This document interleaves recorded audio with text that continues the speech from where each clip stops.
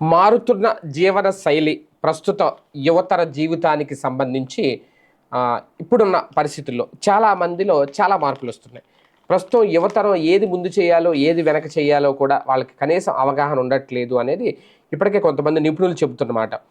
వాస్తవానికి ఇంతకుముందు గతంలో ఒకప్పుడు పెళ్లి వయసు అంటే మార్చారు కూడా ఒకసారి 18 ఏళ్ళు 21 ఇలాగ.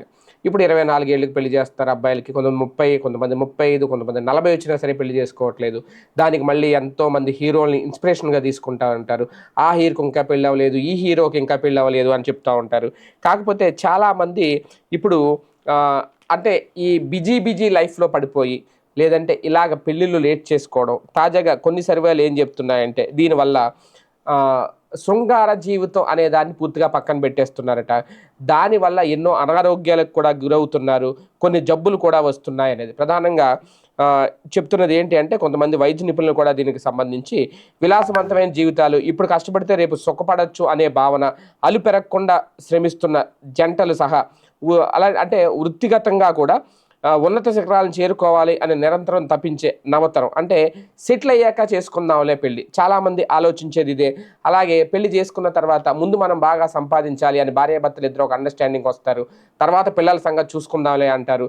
ఈ నేపథ్యంలోనే శృంగారం అనే లైఫ్ను కూడా పూర్తిగా పక్కన పెట్టేస్తున్నారు అనేది, సంసారమే సరిగ్గా చేయట్లేదు అనేది ఇక్కడ ప్రధానంగా. కానీ కొంతమంది సంసారం సరిగ్గా చేయకుండా పిల్లలు కావాలని వస్తున్న జంటల సంఖ్య కూడా ఇటీవల పెరుగుతున్నాయట. హైపో యాక్టివ్ సెక్సువల్ డిజార్డర్ హెచ్ఎస్డిడి ఇది ఒక డిసీజ్ పేరు. దీంతో ఎక్కువ మంది బాధపడుతున్నారు అంటూ వైద్య నిపుణులు చెబుతున్నారు. ప్రధానంగా ఉద్యోగాల్లో ఒత్తిడికి తోడు ఆందోళన, ఆత్మాన్యూన్యత వంటి అంశాలు లైంగిక వాంఛలు సన్నగిల్లేలా చేస్తున్నాయట. సంతానోత్పత్తి పరంగాను కూడా సమస్య ఎదురవుతున్నాయి. నగరాల్లో చాలామంది తమకు సెక్స్లో పాల్గొనడానికి సమయమే చిక్కడం లేదు అంటున్నారట. ఇది సీనియర్ ఫెర్టిలిటీ కన్సల్టెంట్ లక్ష్మి ఈ మాట చెప్పారు. అలాగే హెచ్ఎస్డిడి అనేది ఇటీవల బాగా పెరిగింది అనేది కూడా ఆండ్రాలజిస్టులు చెబుతున్నారు. మగవారిలోనే కాదు ఆడవారిలోనూ ఇది కనిపిస్తుంది అంటున్నారు. లైంగిక వాంఛలు ఒక్కోసారి తగ్గడం సాధారణమే, కానీ ఇది నిరంతరం కొనసాగితే మాత్రం ప్రమాద సంకేతం అనేది కూడా వైద్యులు చెప్తున్నారట. ఇక్కడ ప్రధానంగా ఏంటి అంటే ఇందులో చాలా డెప్త్గానే రాశారు. కాకపోతే ఇప్పుడు అవన్నీ వీడియోలో చెప్పలేం. కాకపోతే ఇక్కడ ప్రధానంగా ఇటువంటి వాంఛ తగ్గడానికి ఈ సంసార సుఖం అది తగ్గిస్తేనట ప్రధానంగా దీనివల్ల ఎక్కువ చాలామంది డ్రింక్, మద్యం సేవించడం లేదంటే స్మోకింగ్ ఇటువంటి వాటికి అలవాటు పడిపోతున్నారు.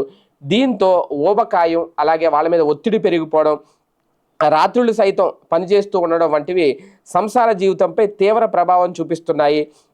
ఒత్తిడి కారణంగా కోరికలు నశిస్తుంటే ఊబకాయం, మద్యం, పొగ తాగడం వంటివి వీర్య కణాలు అలాగే లైంగిక పటుత్వంపై ప్రభావాన్ని చూపుతాయి అనేది కూడా డాక్టర్లు చెప్తున్నారు. అంటే ఒకప్పుడు ఇందులో చాలా కారణాలు, ఇది ఇక అందులో సైంటిఫిక్గా వెళ్తే చాలా కారణాలే ఉంటాయి. కాకపోతే ఏంటంటే ఒకప్పటిది ఇప్పుడు అంటే అప్పుడు అన్నీ సైమల్టేనియస్గా జరిగాయి. అటు సంసార బాధ్యతలు చూసుకునేవారు, వాళ్ళ సుఖం చూసుకునేవారు, అలాగే జీవితానికి సరిపడా సంపాదన విషయంలో కూడా ఒక టైం మెయింటైన్ చేసేవారు అనేది. ఇప్పుడు అదేం ఉండట్లేదు కంప్లీట్గా. అందరికీ ఏదో సంపాదించేయాలి, ఎక్కువగా సంపాదించేయాలి, లగ్జరీగా బతికేయాలి, విలాసవంతమైన జీవితం గడపాలి అనే ఉద్దేశంతో సంసార సుఖాన్ని అనేది పూర్తిగా పక్కన పెట్టేస్తున్నారు అనేది ఇప్పుడు ఈ కాలం యువత ఎక్కువగా అనేది వైద్య నిపుణులు చెప్తున్నమాట.